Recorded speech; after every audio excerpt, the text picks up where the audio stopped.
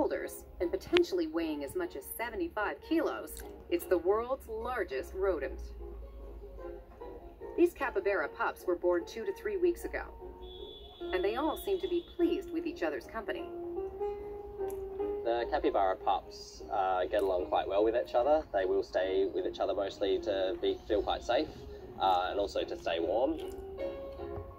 As babies, the pups were able to walk shortly after they were born, and it didn't take long for them to be chips off the old block. But when the pups are born, they resemble adult capybaras pretty much identically. They are obviously much smaller. They weigh about 1 kilo, but they do come out fully furred and quite independent.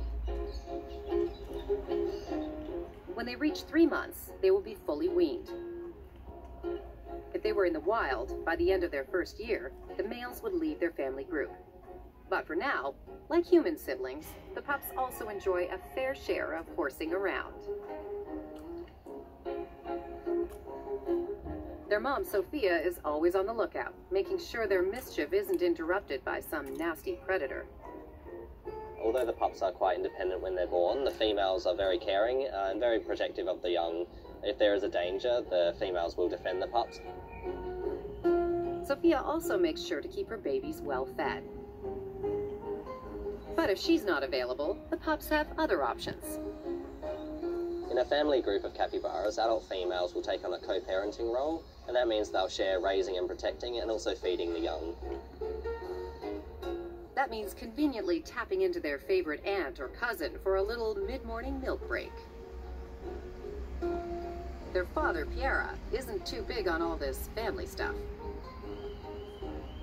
The males don't have a lot to do with interacting other than socially. The females, on the other hand, will usually stay quite close to the pups. They'll feed the pups, keep them warm, and also guide them to food and water and teach them the skills that they're going to need when they're adults. The #1 skill to learn is water sports.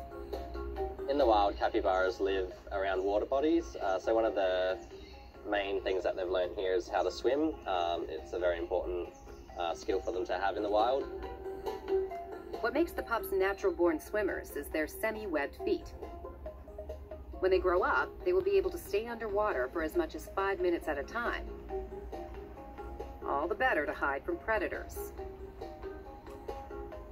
Like the hippo, this little guy's eyes, ears, and nostrils are located near the top of its head, which means it can hide underwater while keeping a close watch on what's happening above water. Another lesson they need to learn: healthy eating. Identifying the different types of plants that are safe for them to eat. They feed on a range of plant species as well as fruit and vegetables. The babies are learning how capybaras need to chew their food from side to side, like a camel. The ideal way to eat tough plant materials like grasses and aquatic plants. When this male pup becomes sexually mature, he will most likely leave the comfort of his family for greener pastures. The capybaras live in quite large groups. As they get older, the dynamics of those groups will change. As they do reach sexual maturity, males are more likely to disperse and form their own groups as they can become quite aggressive, and females will more likely stay within their groups and continue to reproduce. But for now, these pups live and learn together. Webbed feet and all, with the help of their parents, step-parents, and silly siblings, these pups will be healthy adult capybaras in no time.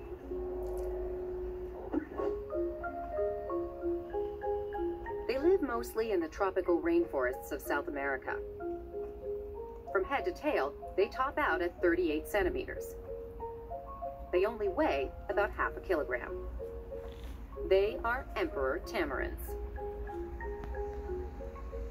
Adult tamarins might be tiny, but as far as baby primates go, this guy is huge. At 7 weeks, he's already reached nearly 1/4 of his mom's weight, which proportionately makes him the second largest infant among all primates. And his parents couldn't be happier. The baby was born on March 31st to first-time parents, Laura and Roger. It was really exciting for us because Laura had never had a baby before. And in the world of tamarins, this guy's doubly special. tamarins usually have twins, and in this case it's just a singleton. That does happen from time to time, but it's not that common. Roger is also a first-time parent, but he did have the experience of helping to raise his own brother, so he was able to give Laura a few choice pointers. Roger stepped in, showed her what to do. Roger was able to take the baby off his back, push it onto Laura to make sure she knew how to nurse, because a lot of times the first-time mothers don't really know what to do or how to nurse their babies. Each tamarin group usually has only one breeding female, like Laura, who is polyandrous. This means that she mates with several males in the group, not only with one, like Roger.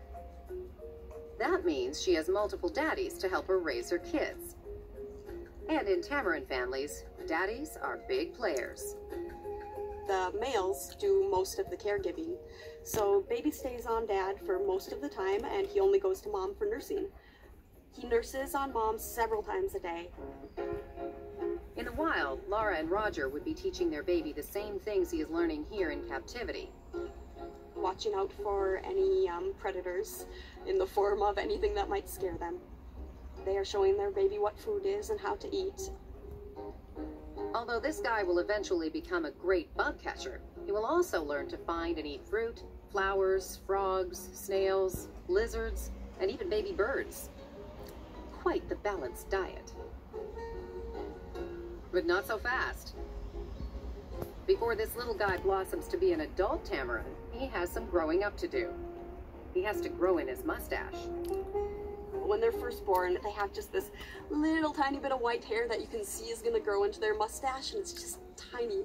And then within the first couple of weeks, you can see the hair is coming in, and even right now, it's starting to get this nice little mustache that's really adorable. And right below that fancy mustache is their super active tongue. Emperor tamarins have a lot of different ways to communicate. One of the things they use is their tongue. They do tongue flick at each other, and it can